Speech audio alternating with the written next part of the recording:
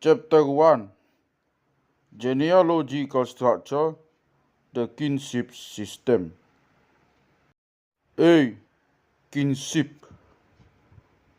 As a ceremonial and sacrificial community, the terms relating to drum playing, gondang, banquets, panganan, and fish horcha apply in a totally different manner. Is a set of drums and gongs.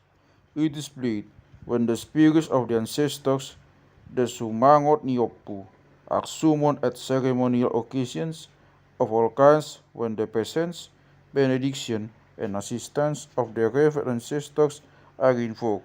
It is played on the adoption of a name, when the house is consecrated, when sickness and calamities have to be warded off, when the bones of one of the ancestors are reburied, etc.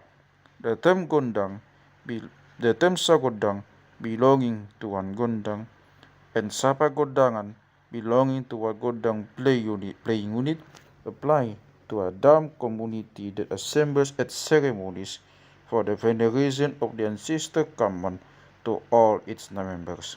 And since offerings are made at these ceremonies deeply, one can also speak to an offering community sa pelean.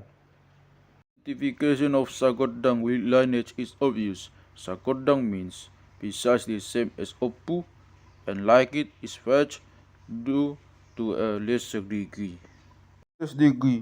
Because at these ceremonies an animal is slaughtered, a small part of it being set aside as the offering, while the remainder is eaten, dipangan by the community.